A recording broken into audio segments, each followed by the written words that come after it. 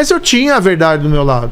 Aí tem aquela gravação da reunião ministerial, algumas pessoas assistem, não entendem bem, mas então, o presidente fala claramente explica ali. Pra gente que foi a reunião, que é uma coisa meio bizarra lá, né? O que ele fala, que estão querendo...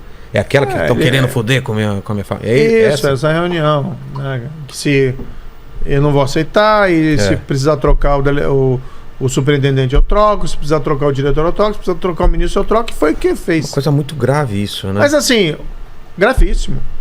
E o dado objetivo, Vilela, não existe mais ninguém no Brasil sendo preso por crime de corrupção. Se você for ingênuo o suficiente, que eu digo para o espectador, se você for ingênuo o suficiente para achar que a corrupção acabou no Brasil... Que é o que estão dizendo. Né, não aconteceu. Tanto assim que a gente vê um monte de gente que estava envolvida, investigada na Lava Jato, hoje está lá de braços dados. Com o presidente da República.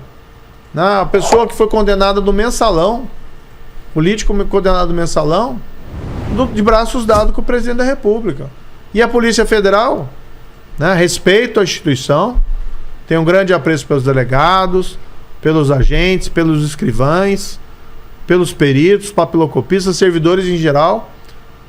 Maioria pessoas dedicadíssimas, que às vezes até enfrentam situações de risco de vida, mas ela está maniatada. Ela não consegue hoje investigar corrupção. Por medo ou porque porque ela perdeu barrada? Autonomia. Ela perdeu a autonomia. Qualquer investigação mais sensível não tem como andar. Isso é reversível? Ah, sim. Não, e veja, aqui é um ponto que eu queria falar com você, né? Nosso projeto. Me coloquei como pré-candidato à presidência da República. Dia 1, eleito dia 1. O que dá para fazer?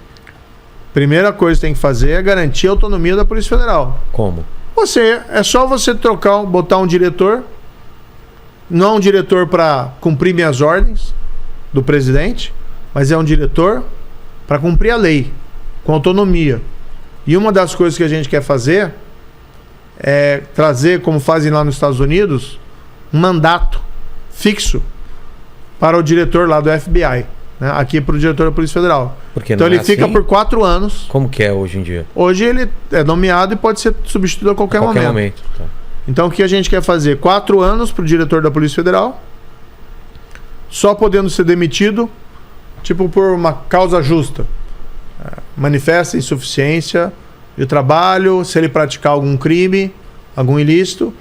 Mas isso é para dar o quê? Estabilidade para a Polícia Federal poder atuar, sem ter afetação da sua autonomia. E quando você protege o diretor, isso vai reverberar. É uma cascata. É uma cascata, porque se você colocar a pessoa certa lá, ela também não vai querer ficar interferindo na investigação dos delegados. Aí você protege a Polícia Federal da interferência. Então a gente quer dar uma virada geral. A gente tem um foco, na verdade, no retomada do crescimento, do emprego, na retomada da renda, a proteção da renda dos brasileiros contra a inflação, Mas dentro disso a gente tem também o que a gente está chamando de pacote ético. Pacote ético envolve autonomia da Polícia Federal, mas vai envolver também fim do foro privilegiado. Isso eu acho que é básico, né? Tem que acabar. É muita gente. Eu acho que tinha que ter, sei lá, presidente, mais uns 4. Nem acabar presidente? Para todo mundo. Até para presidente? A única forma de você aprovar isso, Vilela, é se você mandar uma proposta de emenda constitucional, o presidente, dizendo que acaba para ele também. Porque se ele mandar uma proposta dizendo assim, acaba para todo mundo, menos para mim. Entendi. Qual que é o recado que ele está passando para as pessoas? Eu tô acima de todo mundo. Eu tô acima de tudo e eu não estou disposto a fazer sacrifícios. Entendi. O que a gente precisa é uma classe política que mande uma sinalização para a população que está disposta a fazer sacrifícios. Então tem que acabar para todo mundo. É um privilégio. É tratar a autoridade como alguém superior ao cidadão comum, o que é moralmente reprovável. E 2, é blindar pessoas que fazem coisa errada de investigação. Por que o ministro só pode ser investigado lá no Supremo Tribunal Federal pelo Procurador-Geral da República? Tem funcionado? Não tem. Não. Que a gente vê impunidade. Então vamos acabar com isso. E a outra que a gente quer voltar, que é importante... Mas antes disso, como que se aprova isso se as pessoas que vão perder esse direito são as pessoas que votam? Eu acho que um presidente eleito, começo de mandato, não pode tudo, mas pode muito. E 2, se ele manda a proposta acabando para ele também, ele coloca o Congresso numa posição difícil de não aprovar uma medida dessa. Olha, eu estou disposto a abrir mão desse privilégio. Porque a gente precisa começar a construir uma república. Né? O país hoje é um país de privilégio. É um país que vai mal, a economia vai mal, as pessoas sofrendo com o desemprego, gente até passando fome. O país não consegue voltar a crescer, porque a gente não faz as reformas necessárias. Mas você tem uma classe política que está muito bem, com seus privilégios, que não lhe faltam nada. Então a gente tem que começar a cortar esses privilégios. E o primeiro privilégio a ser cortado é privilégio de roubar e não ser punido. Não pode ter isso para a classe política. Tem que acabar com o tal do foro privilegiado. Outra que a gente tem que fazer é a tal da prisão em segunda instância. Como que é hoje? Hoje é prisão a perder de vista.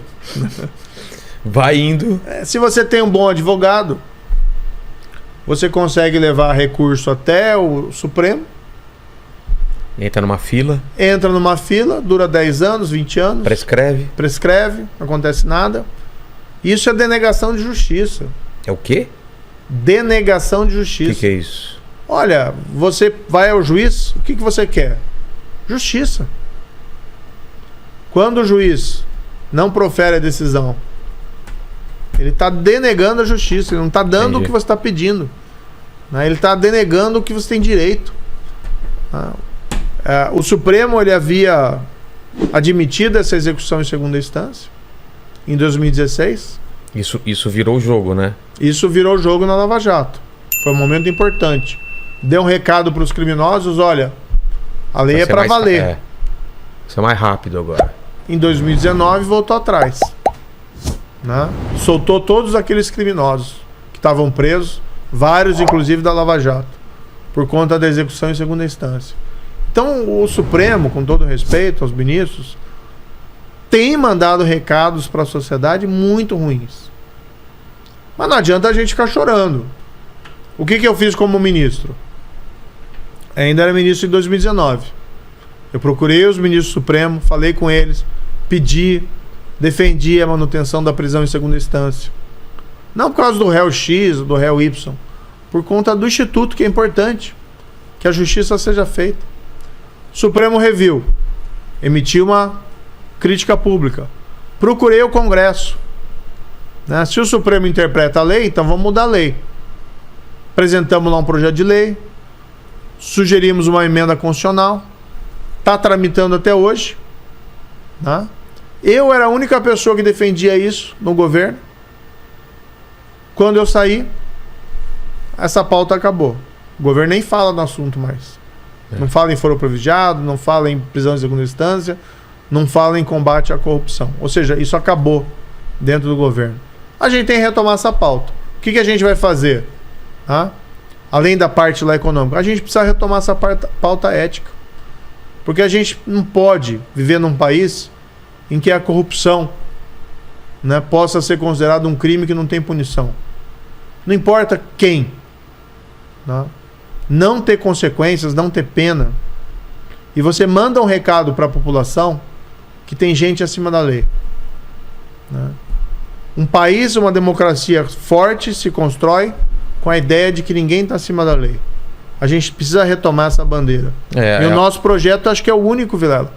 Desses porque aqui no Brasil é muito o país do... Você sabe com quem você está falando.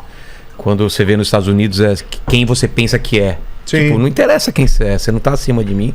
E aqui é sempre, você sabe com quem está falando? Eu sou isso, sou aquilo. Isso dá uma tristeza, né?